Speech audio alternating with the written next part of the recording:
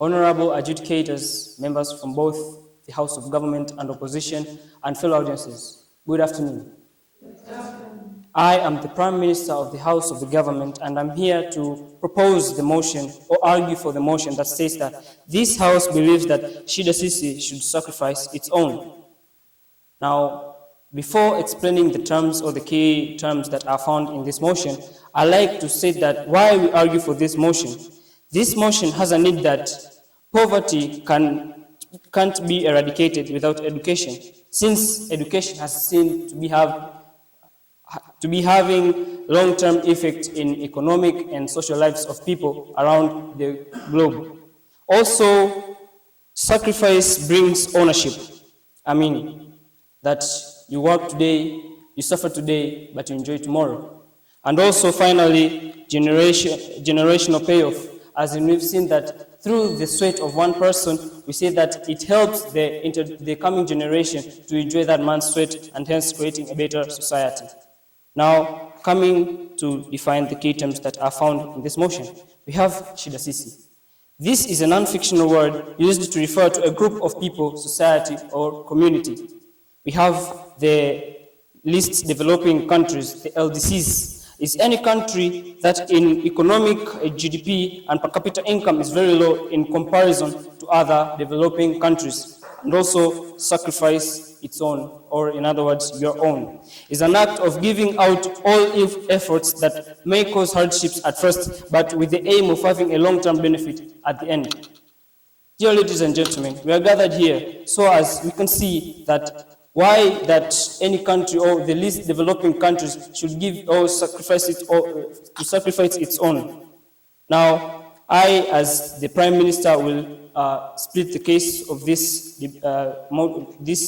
debate, as in we are going to have a total of 5 points, and the first 2 will be presented by me, and the remaining 3 will be presented by the Deputy Prime Minister of the House of the Government. The first point is human capital development. The second one is long-term economic benefit. The third is diplomatic and soft power gain. The fourth point, brain circulation and not brain root. And the last point, capacity building at home. Now, to begin with human capital development. Now, most of you know the term capital, as in anything that can be put into investment and hence bring fruits. Now, through giving or sacrificing its own, Tndc or any least developing country will be able to have a human capital development. Now, our parameters are in least developing countries. We can give an example of South Korea from 1960s to 1980s. Sent students abroad who later returned to create global comparison like Samsung and Hyundai, whereby we see that Samsung companies have widely been spread around the globe. Now, this at that time, 1960s to 1980s, South Korea was also put among the least developing countries since it faced during the Second World War. Now, coming to the second point, long-term economic benefit.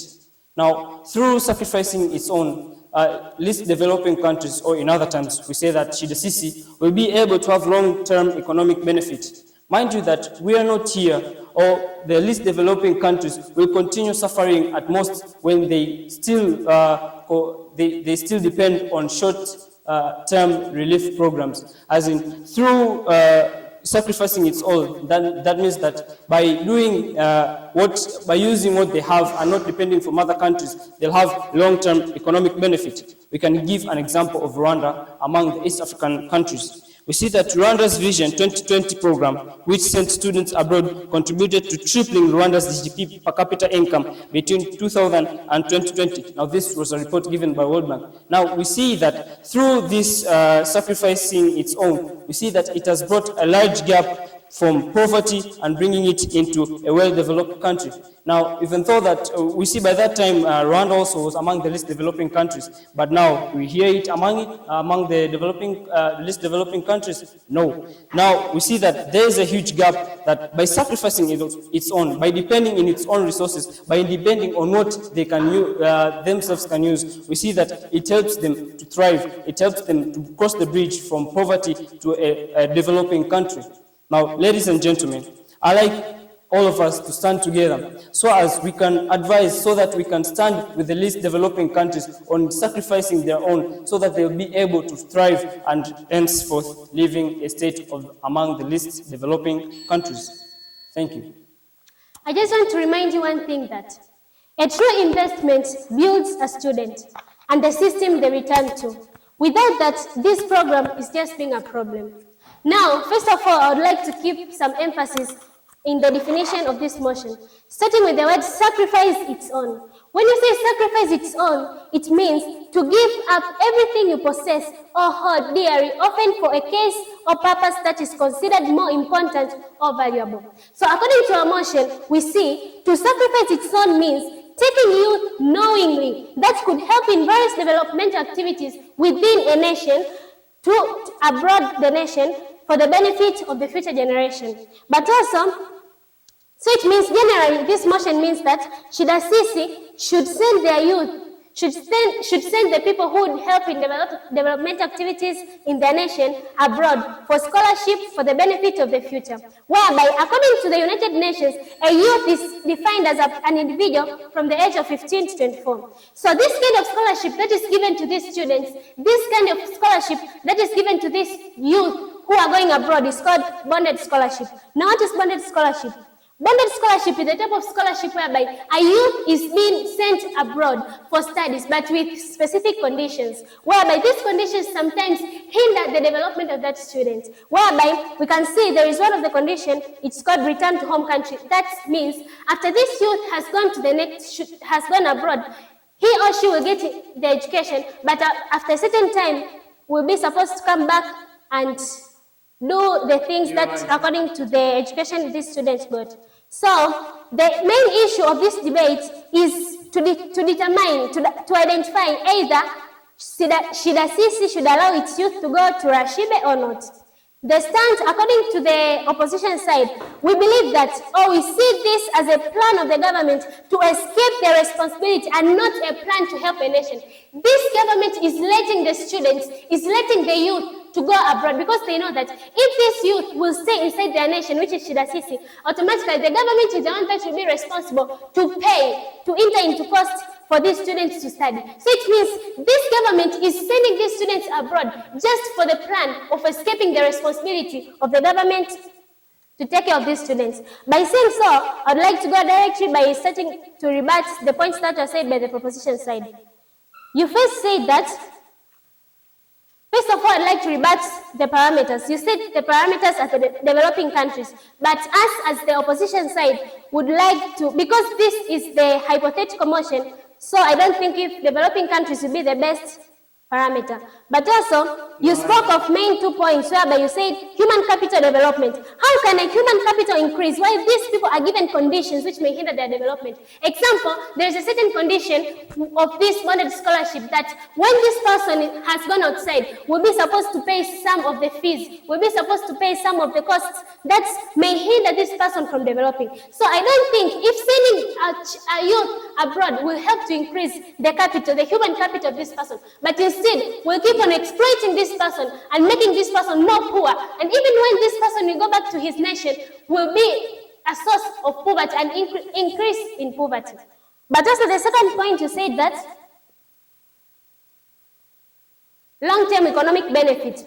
I don't think if sending a person abroad for studies increases is the source of long-term economic benefits, because by sending this person outside, I keep on repeating that there are tough conditions which are given to this youth who are going there for bonded scholarship. So by sending this youth outside, it means that the main purpose of those nations which are receiving this youth is for themselves to benefit, because there is this condition of bonded scholarship whereby when this youth has already gone outside, she will be supposed to live there and do work for some years before she has come back to the original nation this person belongs. So by sending this person abroad, it means that the nation, which is Rashibe, the nation that has received this youth from Tndc, is the one that is going to benefit, and not the nation that this youth belongs, because then those youth would be supposed to work and increase the income of the nation while they're still in the nation, but because they have gone to work, they have gone for scholarship in the other nation and they'll be supposed to work for some years, it means it will not bring development to the country they belong, but to the country that they have gone. So by rebutting your points, I'd like to mention our arguments. As the opposition side, we have two main arguments whereby the first one is skills they get may not match with their countries, and the second argument is effects on culture.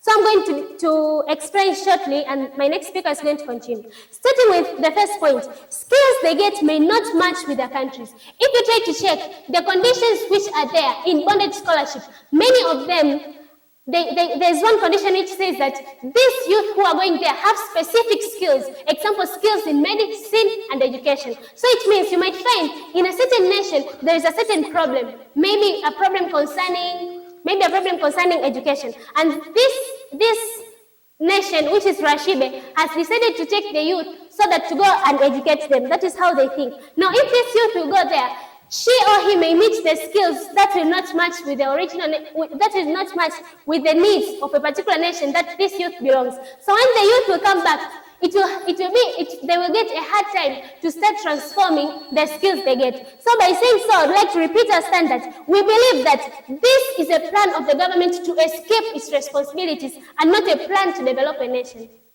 Thank you. I am the Deputy Prime Minister of the House of Government. I will start by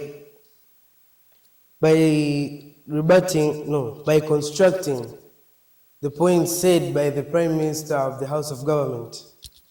Now, this construction actually lays on one explanation, and his 2 points were human capital development and long-term economic benefits. Now, the leader of the opposition talks about scholarships, and if she doesn't know that scholarships pay, scholarships can pay a child to attend the school. Actually, the school, in a special way, asks the child, we need you in our school. We want you to learn what we can teach you. We'll give you knowledge, and yes, you will use it in your own country. Now, they also give him money. He also learns a lot of skills there, uses them, gets good financial abilities, and he actually lives a good life. And when he comes back, or she comes back, he or she will still help the country. Now, to continue with rebuttals. The leader of the Ops talked about the skills they get won't match with their countries.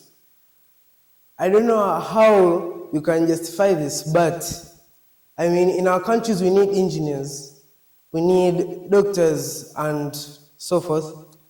And there's this system called STEM. It's the acronym for science, technology, economics, and mathematics. Now, when these students learn this, they learn how to be engineers, they learn how to be doctors, they learn how to be software engineers.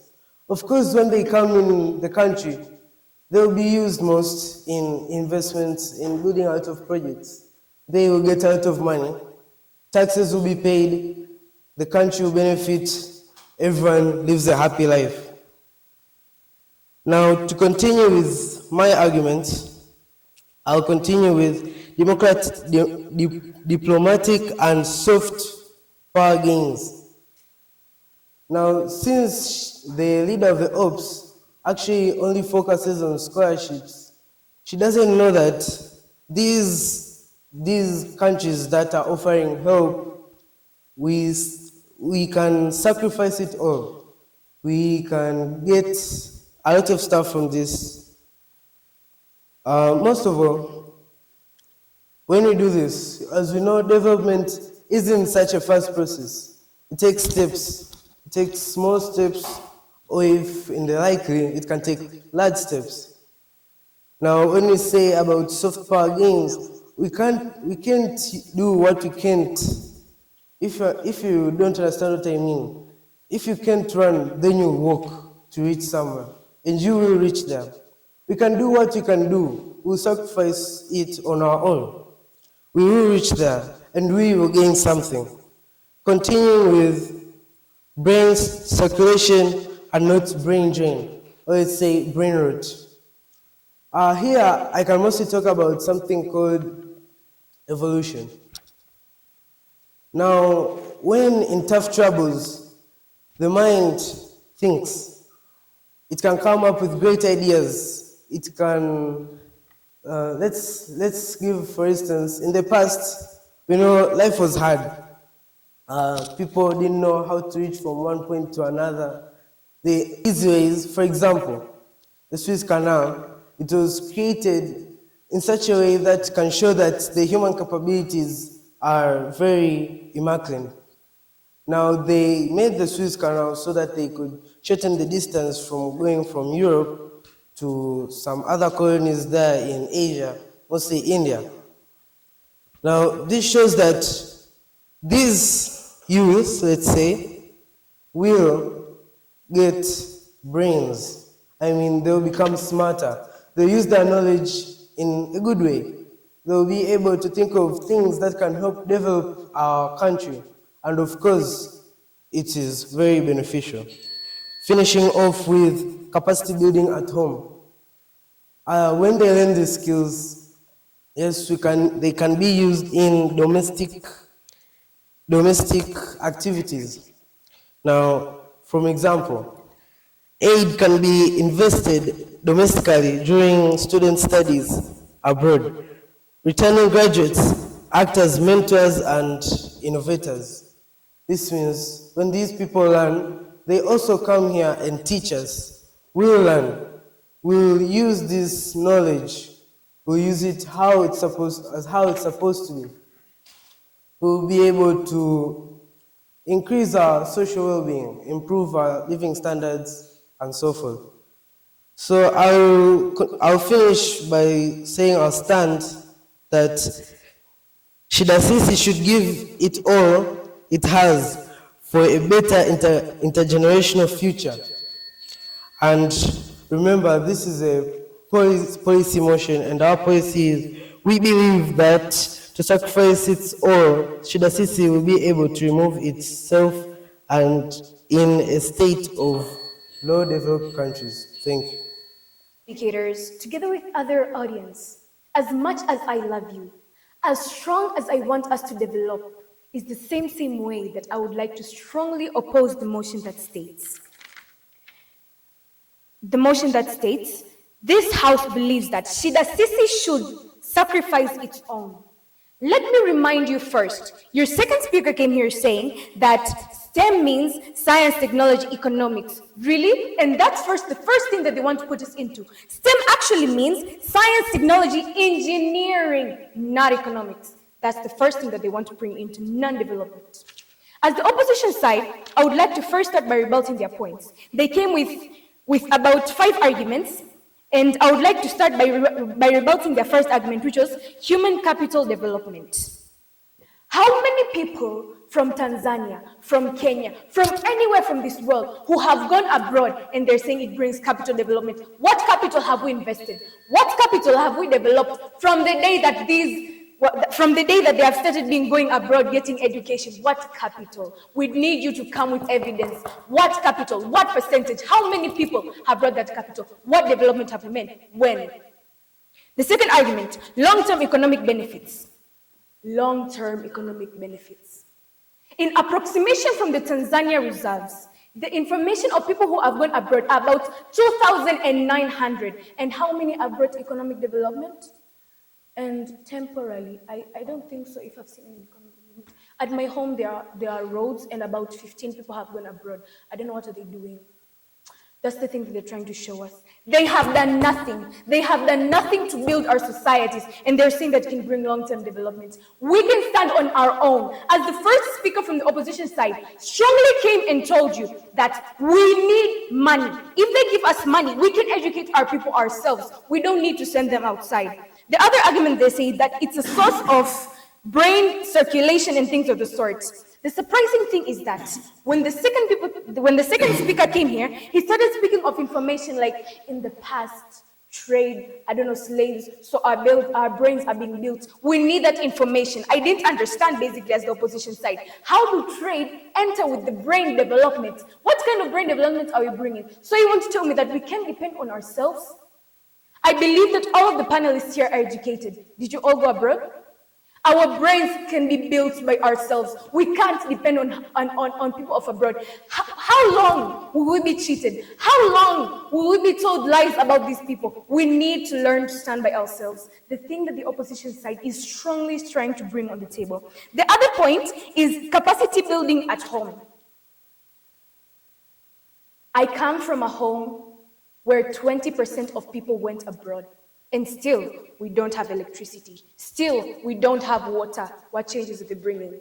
What changes are they bringing? What poverty are they trying to eradicate? What thing are they trying to bring on the table? As the opposition side, we believe strongly that if we want to bring development, we have to stand on our own. We have to raise our feet and be ourselves. I would like to start by rebuilding the points. The second speaker from the opposition side rebutted only 1 point from my side, something that's strong. He left 1 point standing.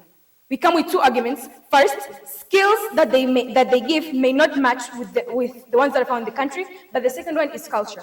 We can build our own culture if we stay at our home, stick with our own customs, and not depending from people outside.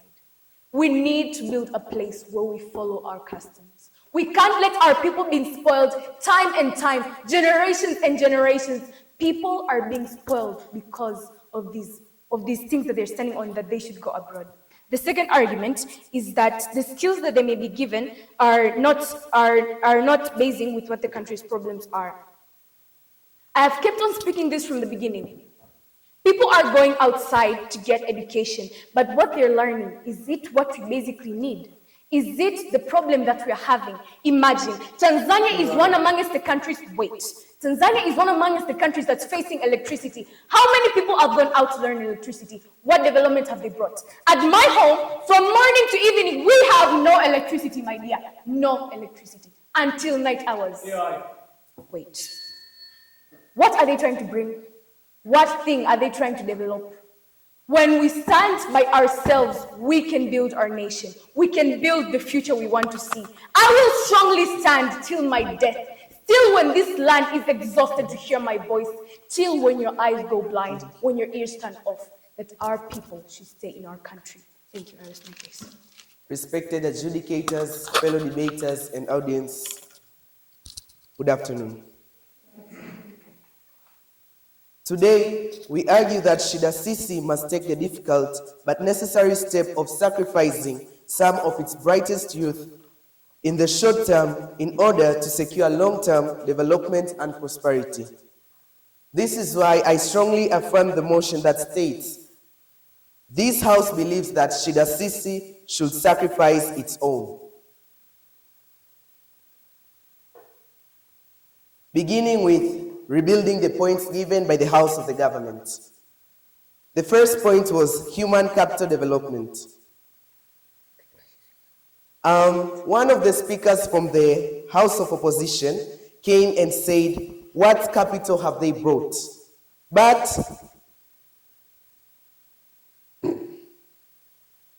focusing on the debate motion, it states that this House believes that Shida Sisi should, and you came here and say that what capital have.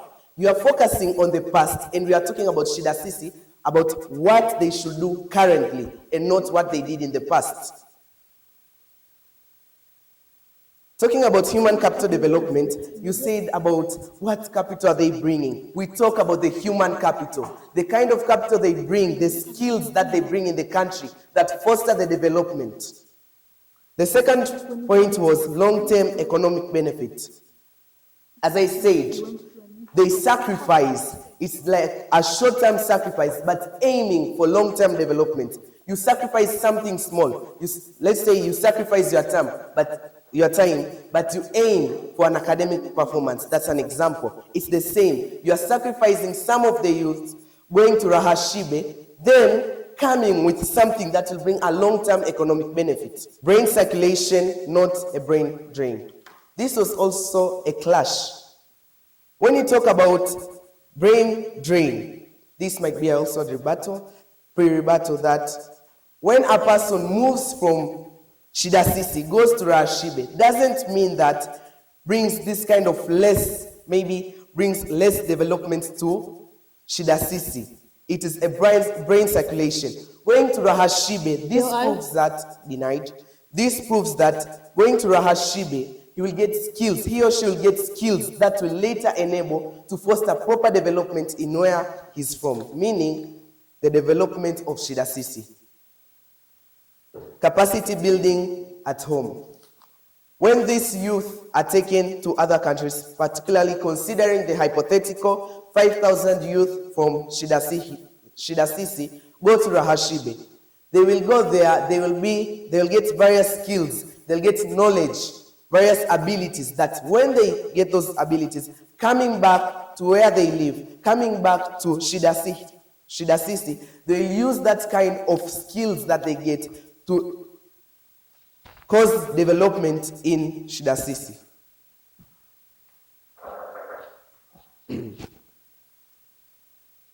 The House of Opposition came here with 2 points, and the first point was skills they get may not match with their country. This is already a possibility by including may. You are trying to legalize that these people going to other countries, going to Rahashibe, that's coming back, they won't have skills that will enable them. Let me give you an example. Reginald Drabi was also given this kind of scholarship.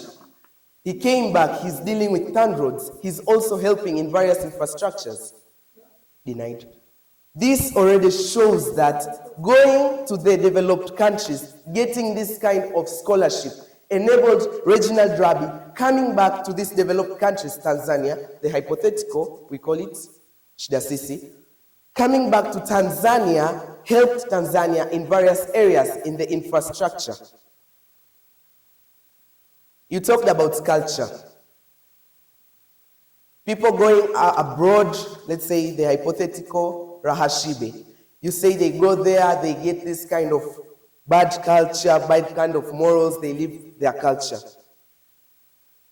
You cannot tell me this is 100% correct. Are you telling me that anyone who goes there, coming back, will just have those cultural deterioration?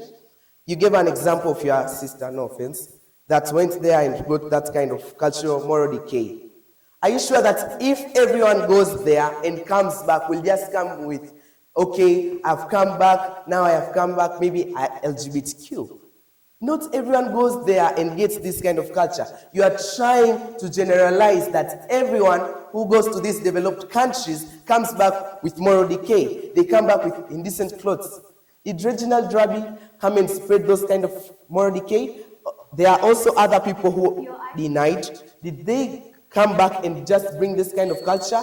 You are trying to legalize that everyone who goes to these developed countries with the purpose of gaining skills, coming back, will come back with this kind of moral deterioration, which is actually not true.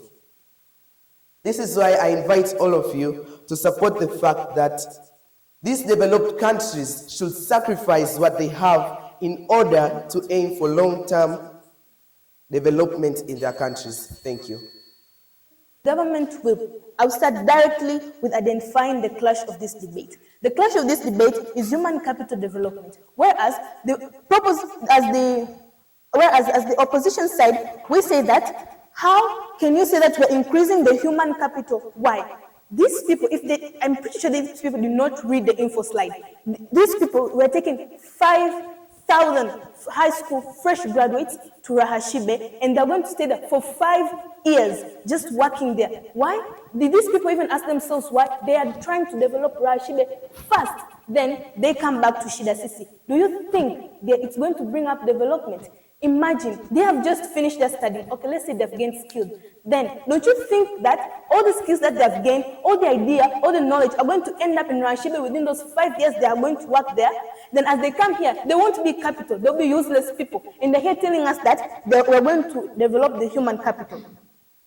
Also, I will start by rebutting their points. One, they spoke about brain circulation. They say that brains work better under pressure. Then, I want to ask you as well, what pressure with these 5,000 high school graduates from Shidasisi to Rahashibe, which kind of pressure will these people get that will make their brains to work?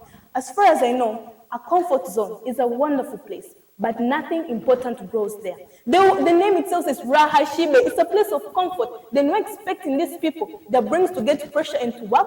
The country that they're from, Shidasisi, the word itself says there's problems here. So we're expecting, if it's an issue about brain circulation, here, where they're from, Shidasisi is where the brains are going to work in an extent that they'll bring development here. Also, they spoke about a point of long-term economic benefit. I'm trying to put it clear that if these people, 5,000, okay, let's take it as it's a way in, way out. 5,000 fresh graduates are taken after 5 years, they're coming back.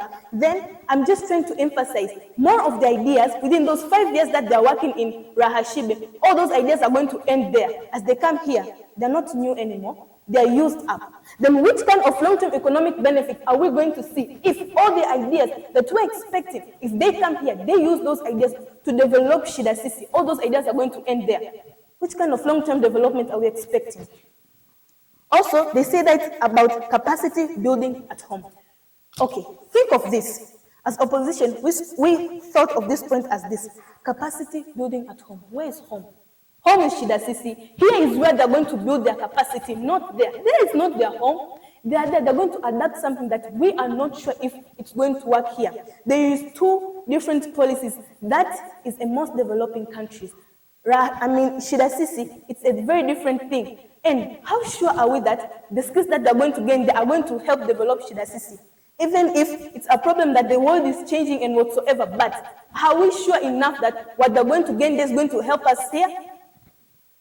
Also, they spoke about diplomatic and software program, saying that these two countries will have good relationship and things of that kind. But let us look closely. We are going to help them develop. They are going to continue developing as within those 5 years, these 5,000 fresh graduates are going to continue developing that country. Which diplomatic relation are we trying to build here? We are going to continue developing a most developed country while we are going to squander the least developing countries. Then which kind of diplomatic relationship are we trying to see here? There is no such kind of thing of a good relationship between someone who is poor and rich. There's going to be exploitation at some point. Also, I'm coming here to reiterate our points, whereas we spoke of one point being effects on culture.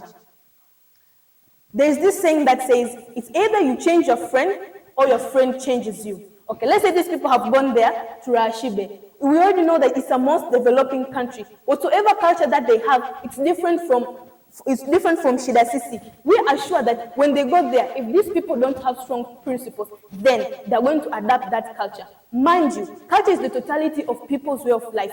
Culture, it's about a lot of things. It's about dressing code. It's about the way you think, about your customs and everything. What culture are they going to bring when they come back if they have been staying there for 5 years? We have people, we have testimonies. A person goes in a developing countries for 1 year and they come back here, they are spoiled brats. And what are we expecting to see of 5,000 people who are going there and coming back after 5 years? Rotten. Also, we spoke about a point about the skills they may get that will not match with the ones that we need in the country. They will study and get education, and the skills they'll do and the skills they have will transform. Yes, it will transform, fine. But the skills that they are going to get there, when you have to come here, they have to transform those skills to match with what the country like Shidasisi wants. Because there is a different thing. The policy that they're using in Rahashibe is different from the policy used in Shidasisi because they have two different economic statuses. So the skills that they gain there, when they come to Shidasisi, they have to transform it so as it might align to the countries. Until the end, we strongly And moreover, before I finish, our second speaker came and gave us an alternative. So we don't want these people to go there. But what do we want? We want, if Rashibe want to help us, they should give us money and we will develop and we'll help our youth ourselves. We want to depend on ourselves. So until the end, as opposition said, we believe that, or we see that it's a plan that the government is using to escape the responsibility and not a plan to help the nation. Thank you. I'm very happy to stand before you again, but before I give my reply speech, I would like to mention the points that were said by the proposition and the opposition side. The proposition side came here and spoke of main 4 points, whereby they said that human capital development, brain circulation and not brain circulation, long-term economic benefit, and diplomatic and software power gains. And as the opposition side, we came here and gave 2 main strong points, whereby the first one we said skills they get may not match their countries, and the second point we said that effects on culture. So I would like to give my reply speech by identifying the main burdens which are supposed to be done by both the proposition and the opposition side. Starting with the proposition side, the proposition side, they're supposed to come here and tell us that why should Shida Sisi sacrifice its own and how will that be done? So they're supposed to come here and tell us why Shida Sisi should sacrifice its own and how will that be done, and the importance of Shida Sisi sacrificing its own. And as the opposition side, we came here and explained why should Shida Sisi not sacrifice its own, because we gave some of the disadvantages of Shida Sisi sacrificing its own, but also, and we came up with an alternative of now, if Shida Sisi, if these youth are not supposed to go abroad, what should be done? Whereby the second and the third speaker clearly identified that instead of these youth going abroad,